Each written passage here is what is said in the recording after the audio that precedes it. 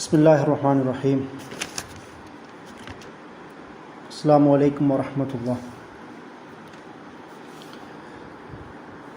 താലിബാനിൻ്റെ പുനരാഗമനവും പ്രാദേശിക രാഷ്ട്രീയം എന്ന വിഷയമാണ് നമ്മൾ സംസാരിക്കുന്നത്. കഴിഞ്ഞ ആഴ്ചകളായി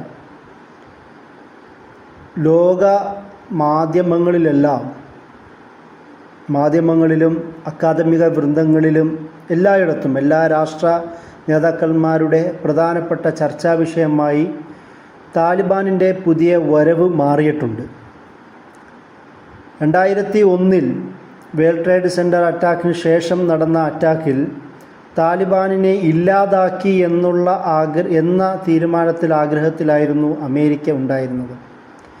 പിന്നീട് അതിനുശേഷം 20 വർഷങ്ങൾക്ക് ശേഷം വീണ്ടും അതേ താലിബാൻ തന്നെ പൂർവാധികം ശക്തി പ്രാപിച്ച് അഫ്ഗാനിൻ്റെ എല്ലാ പ്രദേശങ്ങളും ഒന്നൊന്നായി കീഴടക്കുകയും അവസാനം തലസ്ഥാനമായ കാബൂൾ രക്തരഹിത പോരാട്ടത്തിലൂടെ കീഴടക്കുകയാണ് ഉണ്ടായത്. സാധാരണ അഫ്ഗാനിൻ്റെ ചരിത്രത്തിൽ നൂറ്റാണ്ടുകളായി രക്തരൂക്ഷിത വിപ്ലവങ്ങൾ, പട്ടാള അട്ടിമറികൾ, യുദ്ധങ്ങൾ, കലാപങ്ങൾ, ആഭ്യന്തര കലാപങ്ങൾ അടക്കം രക്തരൂക്ഷിതമായ ധാരാളം ചരിത്ര സംഭവങ്ങൾ, നിമിഷങ്ങൾ കടന്നുപോയിട്ടുണ്ട്. പക്ഷേ അതിൽ നിന്നൊക്കെ ഏറെക്കുറെ വ്യത്യസ്തമാവുന്ന തലത്തിലേക്കാണ് നിലവിലെ താലിബാനിൻ്റെ പുതിയ വരവ്. ഇതിൻ്റെ അർത്ഥം ഈ പുതിയ ഒരു വരവ് മുഴുവൻ രക്തരഹിതമായ ഒരു പരിവർത്തനമാണ് എന്നതല്ല ഞാൻ പറഞ്ഞു വരുന്നതിൻ്റെ അർത്ഥം. കാരണം ഇതിനു മുമ്പ് തന്നെ അഫ്ഗാനി ഗവൺമെൻറ് കീഴിലുള്ള സെക്യൂരിറ്റികളെയും അതുപോലെ തന്നെ അമേരിക്കൻ സൈന്യത്തെയും നന്നായി ആക്രമിക്കുകയും അവരുടെ സൈനിക ഉപകരണങ്ങളും ആയുധങ്ങളും എല്ലാം പിടിച്ചടക്കുകയും അത് തന്നെ അവരുടെ ശക്തിയാക്കി മാറ്റിയെടുക്കുകയും പിന്നീട് അത് തന്നെ ഉപയോഗിച്ചുകൊണ്ട് തന്നെയാണ് അവരുടെ ഈ ഒരു പുതിയ വരവും ഉണ്ടായിരിക്കുന്നത്.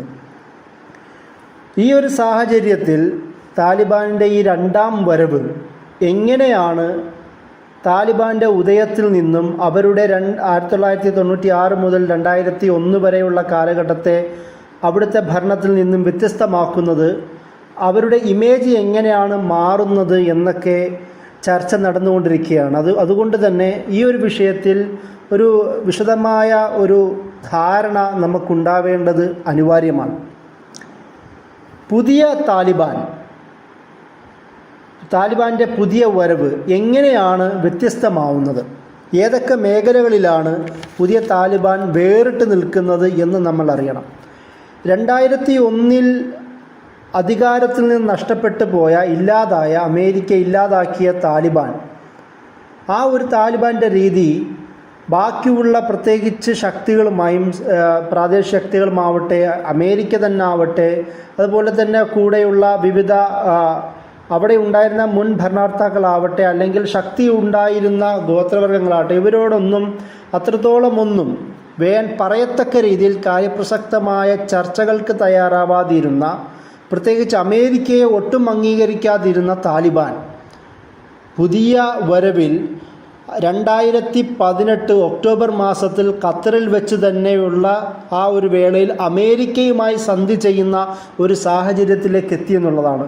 സാമ്രാജ്യത്വമായും അധിനിവേശ ശക്തികളുമായും യാതൊരു വിധത്തിലുമുള്ള ഒരു സന്ധിയും തയ്യാറാവുകയില്ല എന്ന് പറഞ്ഞ അവർ തന്നെ അമേരിക്കയുമായി പോലും ആദ്യമായി സന്ധിക്ക് തയ്യാറാവുകയും അങ്ങനെ പതിയെ അഫ്ഗാനിസ്ഥാനിൽ നിന്ന് അവരുടെ സൈന്യത്തെ പിൻവലിക്കുമെന്നും താലിബാൻ അൽ-ഖൈദ പോലെയോ അല്ലെങ്കിൽ വിവിധ മിലിറ്റൻസ് ഗ്രൂപ്പുകളുമായിട്ടോ ഇടപെടുകയില്ല എന്നും അഫ്ഗാനിസ്ഥാനിലെ സെക്യൂരിറ്റി അതിൽ ഭംഗം വരുത്തുകയില്ല എന്നൊക്കെയുള്ള ചർച്ചകളുടെ അടിസ്ഥാനത്തിലാണ് അവിടെ അമേരിക്കയുമായിട്ടുള്ള ഈ സന്ധി ഉണ്ടാവുകയും പിന്നീട് അതിൻ്റെ ഭാഗമെന്ന നിലയിൽ അമേരിക്ക പെതുക്കെ സൈന്യത്തെ പിൻവലിക്കാൻ തയ്യാറാവുകയും ചെയ്യുന്നു എന്നുള്ള ഒരു സന്ധി ഉണ്ടാവുന്നത് 2018 ആ ടോക്ക് സീരീസിൻ്റെ ആ സന്ധി സംഭാഷണത്തിൻ്റെ ഭാഗമായിട്ടാണ്. ഈ ഒരു മാറ്റത്തിലേക്ക് താലിബാൻ മാറി എന്നുള്ളത് തന്നെ അവരുടെ നയങ്ങളിലെ പ്രധാനപ്പെട്ട ഒരു മാറ്റമാണ്. അതുപോലെ തന്നെയാണ് ചുറ്റുപാടുമുള്ള രാഷ്ട്രങ്ങളുമായും അതിൻ്റെ ഏറ്റവും പ്രത്യേകിച്ച് അഫ്ഗാനിലെ തന്നെ അവിടുത്തെ വിവിധ രാഷ്ട്രീയ ശക്തികളുമായിട്ടും പൗരപ്രമുഖരുമായിട്ടും ഗോത്രവർഗ തലവന്മാരുമായിട്ടും മുൻ ഭരണകൂടത്തിലെ പ്രധാനപ്പെട്ട വ്യക്തികളുമായിട്ടും, അത് ഗുൽബുദ്ദീൻ ഹിക്മത്യാർ ആവട്ടെ, ഹിസ്ബെ ഇസ്ലാമിയുടെ നേതാവായ ഗുൽബുദ്ദീൻ ഹിക്മത്യാറുമായിട്ടും മുൻ പ്രസിഡൻ്റായിരുന്ന ഹാമിദ് കർസായിയുമായിട്ടുമെല്ലാം ചർച്ചകൾക്കൊക്കെ തയ്യാറെടുക്കുന്നു എന്നതുപോലും ഇവരിലെ നയങ്ങളിൽ വന്ന പ്രധാനപ്പെട്ട മാറ്റവും കൂടിയാണ്. അതൊരു പക്ഷേ ഈ ഒരു മാറ്റങ്ങൾ താലിബാൻ്റെ മുൻകാലങ്ങളിൽ അവരുണ്ടാക്കിയെടുത്ത ഇമേജിൽ നിന്ന് ഒരുപാട് രക്ഷപ്പെടുവാൻ അവർക്ക് ഈ ചർച്ചകൾ സഹായിക്കുന്നു എന്നുള്ളതാണ്. അതിൻ്റെ കൂടെ തന്നെ വിവിധ ചുറ്റുപാടുമുള്ള പ്രാദേശിക ശക്തികളുമായിട്ടുമുള്ള ഇവരുടെ ചർച്ച, അത് ചൈന, ഇന്ത്യ, ചൈനയുമായിട്ട് ചർച്ച ചെയ്തു, അമേരിക്കയുമായി ചർച്ച ചെയ്തതിനു ശേഷം ചൈന, റഷ്യ, തുർക്കി, ഇന്ത്യ, ഇറാൻ, പാകിസ്ഥാൻ അടക്കമുള്ള ചുറ്റുപാടുമുള്ള ഈ പ്രധാനപ്പെട്ട രാഷ്ട്രങ്ങളുമായിട്ടുമുള്ള ചർച്ചകളും അതിനുള്ള തയ്യാറെടുപ്പുകളും മുൻകാലങ്ങളിൽ ഇല്ലാതിരുന്ന ഈ പുതിയ ഇടപാടുകളെല്ലാം അവരുടെ നയങ്ങളിൽ പുതിയ അവർ സമകാലിക രാഷ്ട്രീയത്തെക്കുറിച്ചോ അല്ലെങ്കിൽ പ്രാദേശിക രാഷ്ട്രീയത്തിൻ്റെ പ്രാധാന്യത്തെക്കുറിച്ചുമുള്ള ഒരു വകതിരിവ് ഉണ്ടായി വരുന്നു എന്നുള്ളതിൻ്റെ സൂചനയാണ് ഈ പുതിയ ചർച്ചകൾ എന്നുള്ളതാണ് ഒന്നാമത്തെ ഫാക്ടർ. രണ്ടാമത്തത് വയലൻസുമായി ബന്ധപ്പെട്ട മുൻകാലങ്ങളിൽ അവിടെ ഉണ്ടായിരുന്ന അഫ്ഗാൻ ജിഹാദിന് ശേഷം അവിടെ ഉണ്ടായിരുന്ന പ്രധാനപ്പെട്ട ട്രൈബുകൾ, ഗോത്രവർഗക്കാരായ അത് പഷ്തൂനുകളാവട്ടെ, താജിക്കാവട്ടെ, ഉസ്ബെക്കിസ്ഥാനാവട്ടെ, തുർക്ക്മനാവട്ടെ, അതുപോലെ തന്നെ ഷിയ മുസ്ലിങ്ങളായ ഹസാരകളാവട്ടെ, അവരുടെ തന്നെ വിവിധ ഗോത്രങ്ങളാവട്ടെ, ഈ ഗോത്രങ്ങളുമായിട്ടുള്ള പ്രത്യേകിച്ചൊന്ന് ബന്ധം പുലർത്താതിരുന്ന ഒരു ഗ്രൂപ്പ് ഇപ്പോൾ നിലവിൽ അവർ വരികയും അവരോടൊക്കെ യുദ്ധം ചെയ്യാനും തയ്യാറാവുകയും അവരെ പരാജയപ്പെടുത്തിക്കൊണ്ട് അഫ്ഗാൻ്റെ നേതൃത്വത്തിലേക്ക് വരികയും ചെയ്ത താലിബാൻ വയലൻസിനെ പ്രധാന ഒരു ആയുധമായി സ്വീകരിച്ചിരുന്നു എന്നതും സത്യമാണ്. ഏറെക്കുറെയൊക്കെ അവരുടെ വയലൻസിന് മാധ്യമ സൃഷ്ടികളാണ് എന്ന് പറയുന്നുണ്ടെങ്കിൽ പോലും അവരുടെ നീക്കുപോക്കുകളിലും നിയമ നടപടികളിലുമെല്ലാം ഉള്ളൊരു വയലൻസ്, ഒരു അക്രമാസക്തത അത് പ്രകടമായിരുന്നു എന്നത് തന്നെ അവർ തിരിച്ചറിഞ്ഞതിൻ്റെ ഭാഗവും കൂടിയാണ്. പുതിയ താലിബാനിൻ്റെ ഈ വരവിൽ അവർ ആദ്യം തന്നെ പ്രഖ്യാപിച്ചത് അഫ്ഗാനിസ്ഥാൻ മുൻ അമേരിക്കയുടെ കീഴിലുള്ള പാവ ഗവൺമെൻറ്, ഹാമിദ് കർസായിൻ്റെയോ അല്ലെങ്കിൽ അഷ്റഫ് ഘനിയുടെ നേതൃത്വത്തിലുണ്ടായിരുന്ന ഗവൺമെൻറ്റിൽ വർക്ക് ചെയ്ത സൈനികന്മാർക്കും പട്ടാളക്കാർക്കും അവരുടെ കീഴിലുണ്ടായിരുന്ന വിവിധ ഗവൺമെൻറ് ഉദ്യോഗസ്ഥന്മാർക്കും എല്ലാവർക്കും ഒരു തരത്തിലുമുള്ള ഭീഷണി തങ്ങളിൽ നിന്നുണ്ടാവുകയില്ല എന്നുള്ള ഒരു പ്രസ്താവന പോലും ഇറക്കിയത് അത് ഇതിൻ്റെ അടിസ്ഥാനത്തിലാവാം. പക്ഷേ നമുക്കറിയാം, നമ്മൾ കണ്ടു ആ വിമാനം അവിടുന്ന് പ്ലെയിൻ പറന്നു പോകുന്നതും ചില ആൾക്കാർ വീണ് മരിക്കുന്നതും അതിൻ്റെ തിക്കി നിറഞ്ഞ ഫോട്ടോകളൊക്കെ നമ്മൾ കണ്ടതാണ്. ഒരു പക്ഷേ പെട്ടെന്നുണ്ടാവുന്ന ഒരു മാറ്റത്തിൽ താലിബാനെക്കുറിച്ചുള്ള ഒരു ഇമേജ് സമൂഹത്തിൽ രൂപപ്പെടുത്തിയ ഒരു ഭയമാണ് ഒരു പക്ഷേ ആ ഒരു ചിത്രത്തിലേക്ക് സമൂഹത്തെ കൊണ്ടെത്തിച്ചിരിക്കുന്നത്. ഇപ്പോൾ പോലും ആ ഒരു ചിത്രത്തിൽ നിന്ന് സമൂഹത്തിന് അല്ലെങ്കിൽ ആ ഒരു ഇമേജിൽ നിന്ന് താലിബാന് രക്ഷപ്പെടാൻ കഴിയുന്നില്ല എന്നുള്ളതിൻ്റെ ഉദാഹരണങ്ങളാണ് അവിടുന്ന് രക്ഷപ്പെടാൻ ആഗ്രഹിക്കുന്ന ആൾക്കാരുടെ വാർത്തകളും വീഡിയോകളും നമ്മൾ കണ്ടുകൊണ്ടിരിക്കുന്നതിൻ്റെ പ്രധാനപ്പെട്ട കാരണം. എന്നാൽ പോലും ആ ഒരു സാഹചര്യത്തിൽ നിന്ന് ജനങ്ങളുടെ ഭീതി മാറ്റുക എന്നുള്ള ഉദ്ദേശത്തിൻ്റെ അടിസ്ഥാനത്തിലാവാം താലിബാൻ ഈ തരത്തിലുള്ള പ്രസ്താവന, വയലൻസ് ഒരു തരത്തിലും ഞങ്ങൾ ചെയ്യുകയില്ല എന്ന രീതിയിലുള്ള പ്രസ്താവന. അതുമാത്രമല്ല, മുൻകാലങ്ങളിൽ ഈ അഫ്ഗാൻ ഗവൺമെൻറ് കൂടെ പ്രവർത്തിച്ചിരുന്ന ഈ മിലിറ്ററി നേതാക്കന്മാരുടെ കൂടെ ഇരുന്നു കൊണ്ടുള്ള വീഡിയോസ് സോഷ്യൽ മീഡിയയിൽ ഷെയർ ചെയ്യുന്നതിലും താലിബാൻ നേതാക്കളും അതുപോലെ പ്രവർത്തകരും അവരുടെ മിലിറ്ററി കമാൻഡേഴ്സും എല്ലാം തയ്യാറാവുന്നു. അതായത് ഈ സൈനികന്മാരുമായി ഇരിക്കുകയും മുൻകാലങ്ങളിൽ തങ്ങൾ പരസ്പരം തല്ലിയതിൻ്റെയും യുദ്ധം ചെയ്തതിൻ്റെയും വെടിവെപ്പ് നടത്തിയതിൻ്റെയും ഓർമ്മകൾ തമാശപൂർവ്വം പോലും പങ്കുവെക്കുന്ന വീഡിയോസ് ഷെയർ ചെയ്യുന്ന തരത്തിലേക്ക് ഈ അഫ്ഗാനിസ്ഥാനിലെ താലിബാൻ്റെ രീതികൾ മാറുന്നു എന്നുള്ളതാണ്. അപ്പോൾ ഒരു തരത്തിലുള്ള വയലൻസ്, അതിനുള്ള സമീപനത്തിലുള്ള ചെറിയ മാറ്റങ്ങൾ അവരുടെ പ്രസ്താവനകളിലും ഇങ്ങനെയുള്ള നിയമ നടപടികളിലും നമുക്ക് കാണുവാൻ കഴിയുന്നു എന്നുള്ളതാണ്. അതുമാത്രമല്ല,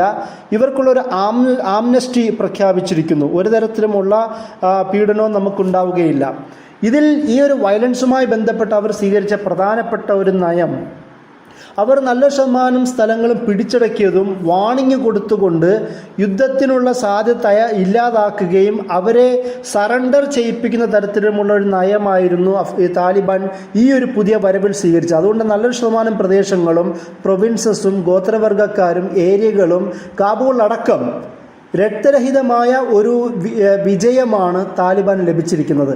അതുകൊണ്ട് തന്നെ ഇപ്പം അഷ്റഫ് ഘനി അവിടുന്ന് പോകുന്നതിന് മുമ്പ് അദ്ദേഹത്തിൻ്റെ ഒരു പ്രസ്താവന, ഞാൻ അവിടെ ഉണ്ടായിരുന്നുവെങ്കിൽ അപ്പോൾ ചെറുക്കുമാണെങ്കിൽ ഒരുപാട് രക്തരൂക്ഷിതമായ സാഹചര്യം രൂപപ്പെടും, അത് ഒഴിവാക്കാനാണ് ഞാൻ പോകുന്നത് എന്ന രീതിയിലുള്ള പ്രസ്താവനകൾ ഘനി പറഞ്ഞിരുന്നെങ്കിൽ പോലും അതൊരു പക്ഷേ താലിബാനിൻ്റെ നയത്തിൻ്റെ ഭാഗവും കൂടി ആയിരുന്നു എന്നതും കൂടി നമ്മളൊരു ഈ വിഷയത്തിൽ ചേർത്ത് വായിക്കേണ്ടതുണ്ട്.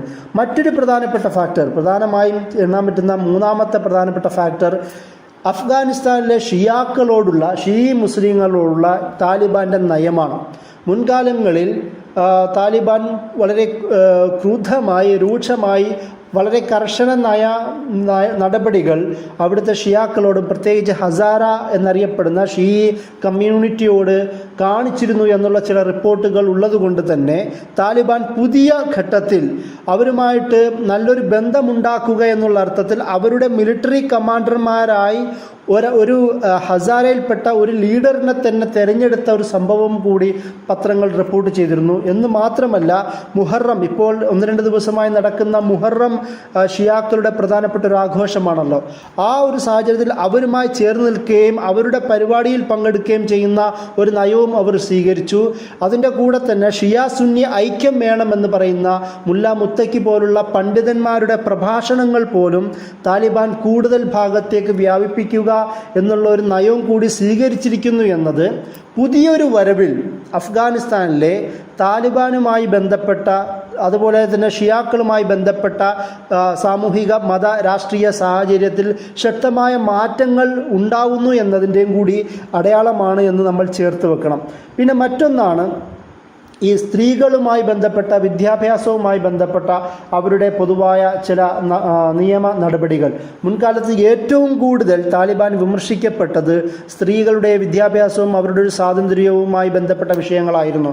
പലതും ഞാൻ നേരത്തെ പറഞ്ഞതുപോലെ തന്നെ അർദ്ധസത്യങ്ങളാണ്. നമ്മൾ ഈ ഒരു സ്ത്രീകളുടെ അവകാശത്തെക്കുറിച്ച് സംസാരിക്കുമ്പോൾ ആദ്യം മനസ്സിലാക്കേണ്ടത് അത് താലിബാൻ മാത്രമല്ല, അഫ്ഗാനിലെ കാന്തഹാർ, കാബൂൾ പോലുള്ള ചില മെട്രോ സ്ഥലങ്ങൾ മാറ്റി നിർത്തിയാൽ നല്ലൊരു ശതമാനം റൂറൽ ഏരിയയുള്ള അഫ്ഗാനിസ്ഥാനിൽ ഗോത്രവർഗക്കാരുടെ ഒരു ജീവിത രീതികളാണ് അവിടെ ഉള്ളത്.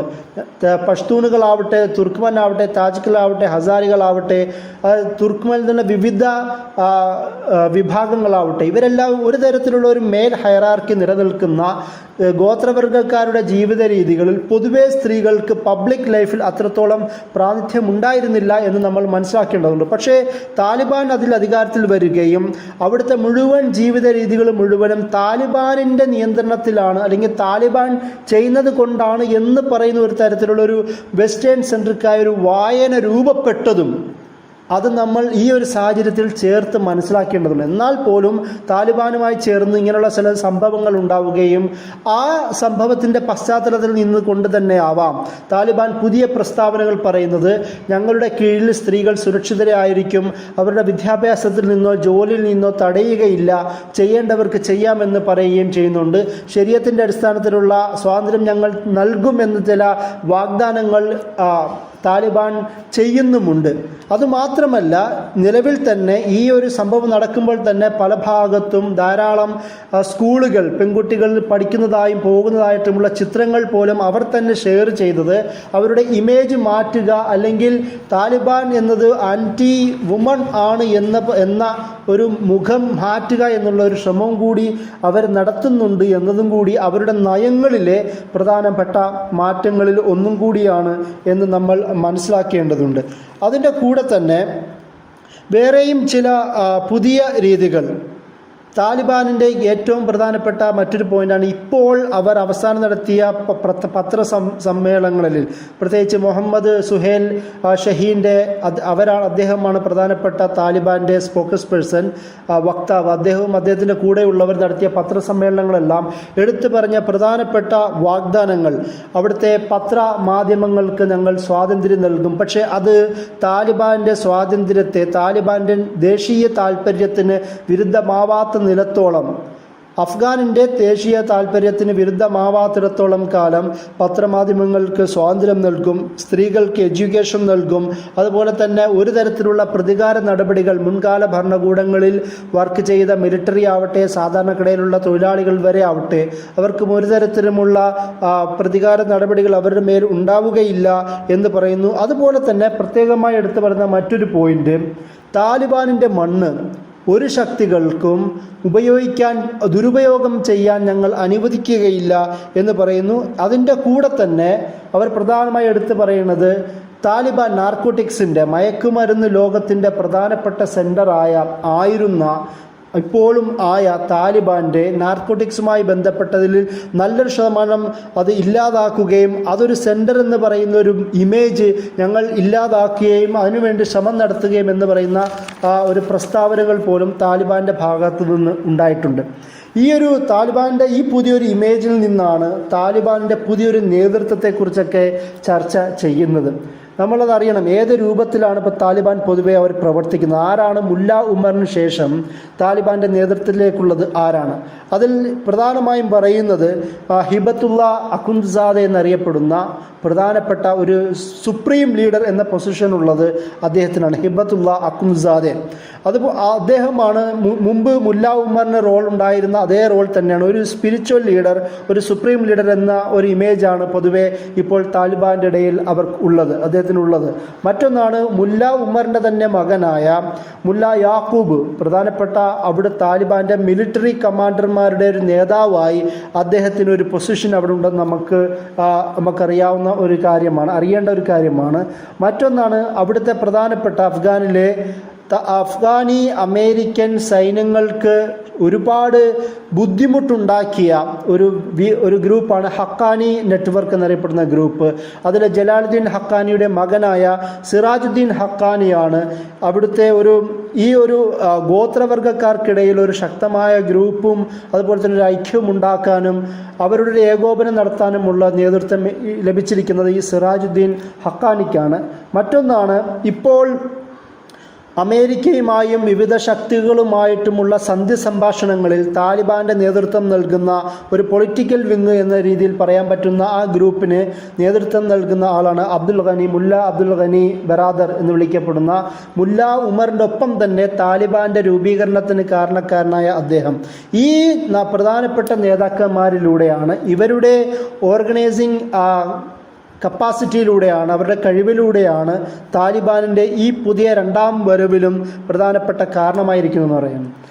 ഈ ഒരു ചർച്ച ചെയ്യുമ്പോൾ തന്നെയാണ് താലിബാൻ എങ്ങനെയാണ് ഈ 20 വർഷങ്ങൾക്കിടയിൽ ഇത്രത്തോളം ഒരു പവറിലേക്ക് എത്തുവാൻ കാരണമായതെന്ന് നമ്മൾ ആലോചിക്കേണ്ടതുണ്ട്. അവർ 2001 അമേരിക്ക അറ്റാക്ക് ചെയ്തെങ്കിലും അധികാരത്തിൽ നിന്ന് താലിബാനെ മാറ്റിയെങ്കിൽ പോലും അവർ പ്രധാനമായും ഗറില്ല വാറുകൾ കേന്ദ്രീകരിക്കുകയും താലിബാൻ്റെ റൂറൽ ഏരിയയിൽ അവർ കൂടുതൽ അവിടെ എത്തിച്ചേരുകയും അവിടെ കൂടുതൽ പ്രവർത്തിക്കുകയും ആ ഭാഗത്തു നിന്ന് തന്നെ അവിടുത്തെ ഗോത്രവർഗക്കാരുമായും ജനങ്ങളുമായിട്ടുള്ള ഒരു ജനകീയ സാന്നിധ്യം, ഒരു ജനകീയത, കൂടുതൽ പോപ്പുലാരിറ്റി ലഭിക്കുക എന്ന രീതിയിൽ അവർ വളരുകയും ചെയ്തു എന്നുള്ളതും ഒരു കാരണമാണ്. എന്ന് മാത്രമല്ല, പുതിയ താലിബാൻ മുൻകാല ഭരണകൂടം അവർ അറസ്റ്റ് ചെയ്ത 4% തടവ് പുള്ളികളെയും അവർ വിമോചിപ്പിക്കുകയും അവരുടെ സപ്പോർട്ടോടും കൂടി താലിബാന് ലഭിക്കുന്ന തരത്തിലേക്കുള്ള നയവും സ്വീകരിച്ചത് അവരുടെ ഒരു പോപ്പുലാരിറ്റി വർദ്ധിക്കുവാൻ കാരണമായിട്ടുണ്ട് എന്നും കൂടി നമ്മൾ ചേർത്ത് വായിക്കേണ്ടതുണ്ട്.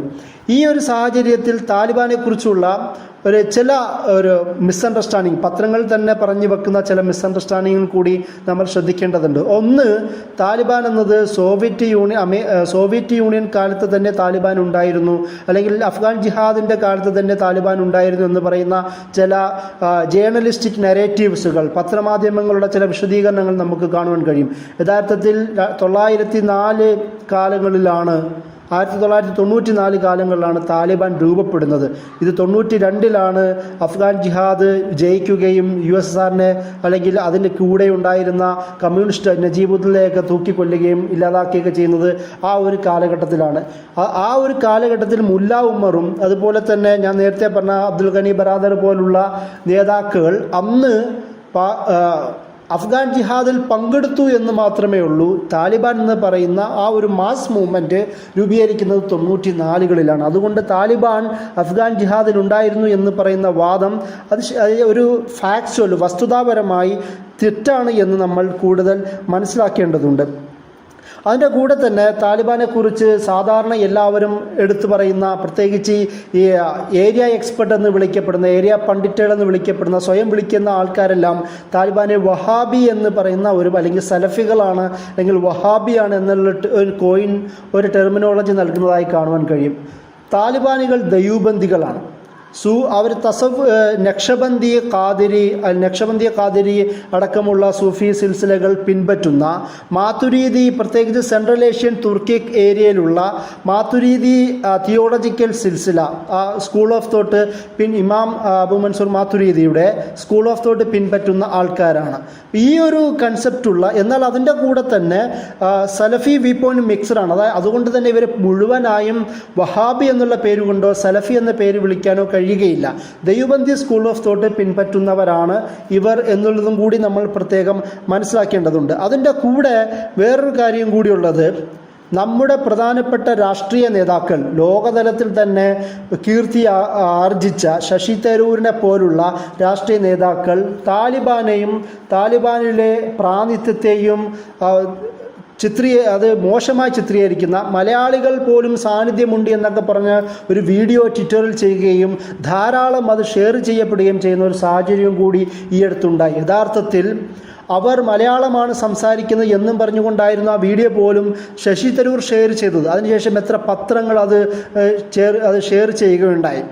ഇതിൽ കൂടി ഉണ്ടാവുന്ന ഒരു ഡെമനൈസിങ്, ഒരു പൈശാചികവൽക്കരണം മലയാളികളെ തന്നെ, മലയാളി മുസ്ലിങ്ങളെ, ഇപ്പോൾ സുനിൽ പിള്ളയിടമാവട്ടെ, പ്രേംകുമാർ ആവട്ടെ, ഇവരുടെ ആശയം പിൻപറ്റുന്ന ഇടത് ലിബറലുകളോ ഇടത് ചിന്തകരോ, ഇത് എല്ലാവരും തന്നെയും, സംഖ്യകളടക്കമുള്ള എല്ലാവരും തന്നെയും ഈ ഒരു ഇമേജ്, ഒരു മലയാളികൾക്കിടയിൽ താലിബാനുള്ള കീർത്തി വർദ്ധിക്കുന്നു അല്ലെങ്കിൽ താലിബാൻ്റെ തീവ്രവാദത്തെ ഏറ്റുപിടിക്കുന്നവരെന്ന വായനകൾ ഉണ്ടാക്കുന്നതിൽ ശശി തരൂരിനെ പോലുള്ള ആൾക്കാരും കാരണമാണ്. ഞാനത് പറയാൻ കാരണം, ആ വീഡിയോയെ പിന്നീട് സോഷ്യൽ മീഡിയ തന്നെ ശ്രദ്ധിക്കുന്ന ചെറുപ്പക്കാർ തന്നെ അത് തെറ്റിതിരുത്തുകയുണ്ടായി.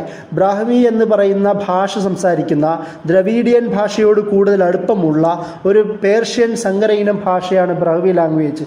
ആ ഭാഷ സംസാരിക്കുന്നവരുടെ വർത്തമാനമാണ് മലയാളം പറഞ്ഞു എന്ന പേരിൽ ശശി തരൂർ അടക്കമുള്ള ആൾക്കാർ ഷെയർ ചെയ്തത് എന്നും കൂടി നമ്മൾ ഈ ഒരു വിഷയത്തിൽ വായിക്കേണ്ടതുണ്ട്. ഇങ്ങനെ അതിൻ്റെ കൂടെ തന്നെ സോവിയറ്റ് യൂണിയനെതിരെയും പോരാടുന്ന ഒരു പശ്ചാത്തലവും ഞാൻ നേരത്തെ പറഞ്ഞിരുന്നു. അത്രത്തോളം ഒരു ജനങ്ങൾക്കിടയിൽ സോവിയറ്റ് യൂണിയനെതിരെ പോരാടി എന്നതുകൊണ്ട് മുല്ല ഉമ്മറിനും അബ്ദുൽ ഗനി ബറാദറിനും എല്ലാവർക്കും ഒരു മുജാഹിദ് പരിവേഷം തന്നെയാണ് ബാക്കിയുള്ളവർക്കും. അത് ബുർഹാനുദ്ദീൻ റബ്ബാനി ആവട്ടെ, അതുപോലെ തന്നെ അഹമ്മദ് ഷാ മസ്ഊദ് ആവട്ടെ, അതുപോലെ തന്നെ ഗുൽബുദ്ദീൻ ഹിക്മത്തിയാർ ആവട്ടെ, ഇവർക്കൊക്കെ ഉണ്ടായിരുന്ന ഒരു മുജാഹിദ് പരിവേഷം തന്നെയാണ് താലിബാനി നേതാക്കന്മാരായ മുല്ല ഉമറിനും അതുപോലെ തന്നെ അബ്ദുൽ ഗനി ബറാദറിനും ആ ഒരു കാലത്ത് തന്നെ ഉണ്ടായിരുന്നത്. ആ ഒരു പരിവേഷം തന്നെയാണ് താലിബാനിനെ 1904 തന്നെ 904 ഒരു ശക്തിയായി വരാനും കാരണമായത്. ആ ഒരു പരിവേഷം തന്നെയാണ് പിന്നീടും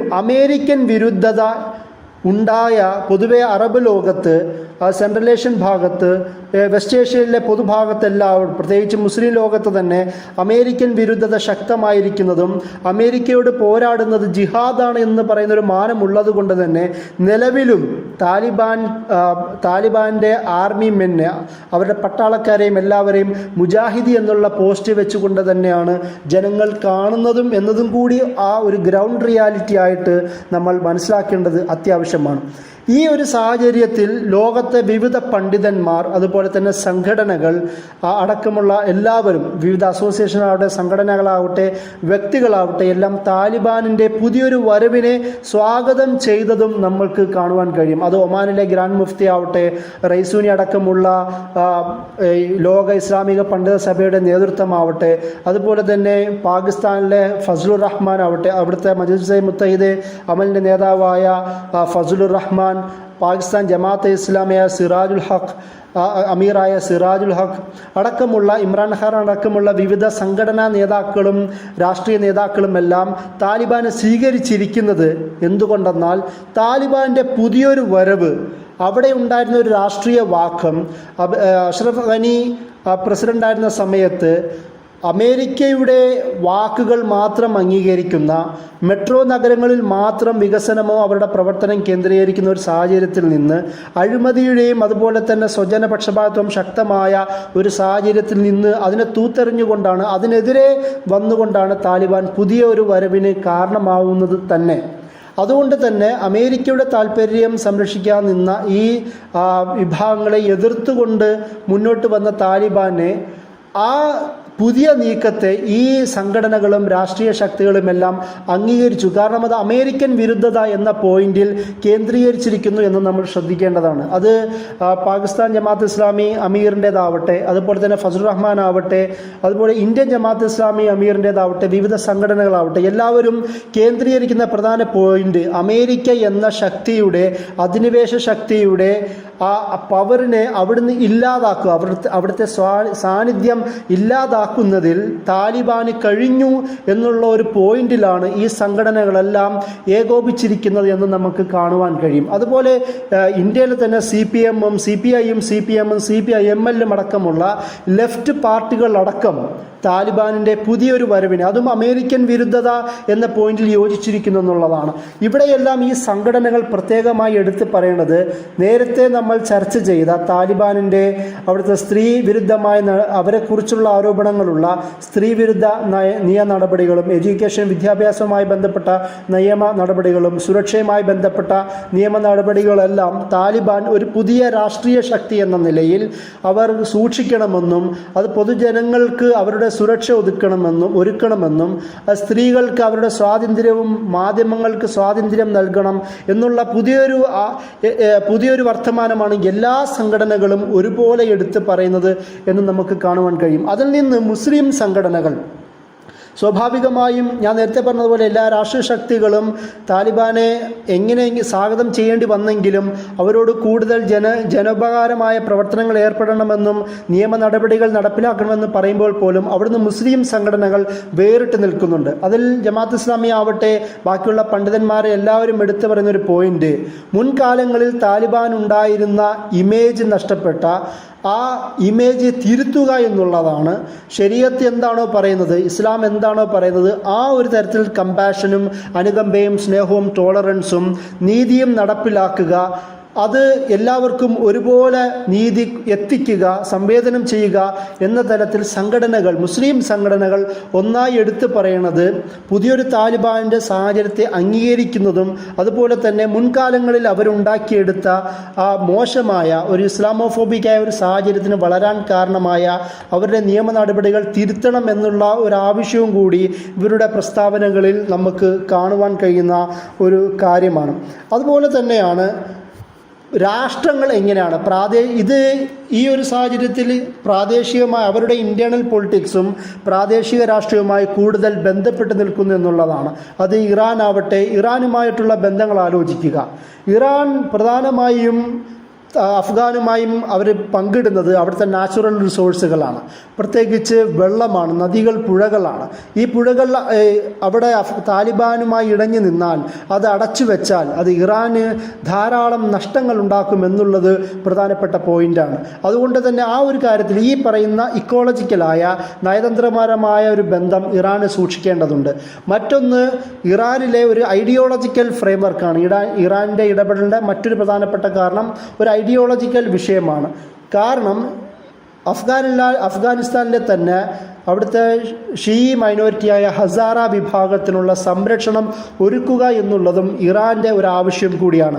ഒരാവശ്യം അംഗീകരിച്ചു കഴിഞ്ഞു, അംഗീകരിക്കാൻ തങ്ങൾ തയ്യാറാണ് എന്നുള്ള വാദമാണ് താലിബാൻ്റെ പുതിയ വാഗ്ദാനങ്ങളിൽ നിന്ന് നമുക്ക് മനസ്സിലാക്കാൻ കഴിയുന്നു. അതുകൊണ്ട് തന്നെ കൂടുതൽ ബന്ധം ഇറാനും താലിബാനുമായി ഉണ്ടാവാനാണ് സാധ്യത നമുക്ക് കാണുവാൻ കഴിയുന്നത്. മറ്റൊന്ന് ചൈനയുമായിട്ടാണ്. പ്രധാനമായും നമുക്കറിയാം, ചൈന എന്നത് ഏഷ്യൻ ഭാഗത്തെ പ്രധാനപ്പെട്ട ഒരു ഇൻ്റർനാഷണൽ ഗെയിം പ്ലെയറായി നിൽക്കുന്ന ഒരു രാഷ്ട്രമാണ്. ഒരു കോർഡിനേറ്ററൽ കോപ്പറേഷൻ ഗ്രൂപ്പ് എന്നറിയപ്പെടുന്ന ചൈന, അമേരിക്ക, പാകിസ്ഥാൻ, അഫ്ഗാനിസ്ഥാൻ അടക്കമുള്ള രാഷ്ട്രങ്ങളുടെ ഒരു കൗൺസിൽ കോപ്പറേഷൻ ഉണ്ടാക്കുകയും ആ കോപ്പറേഷനിലൂടെ താലിബാനെ കൂടുതൽ ഒരു സമാധാന മേഖലയിലേക്ക് വരിക എന്നൊരർത്ഥത്തിൽ ചർച്ചകൾക്ക് കളമൊരുക്കുകയും ചെയ്തതിന് അന്ന് നേതൃത്വം കൊടുത്തത് ഇപ്പോൾ ചൈനയാണ്. ഇപ്പോൾ അമേരിക്കയുടെ അഫ്ഗാനിസ്ഥാനിൽ നിന്നുള്ള പിന്മാറ്റം ഈ ഏരിയയിൽ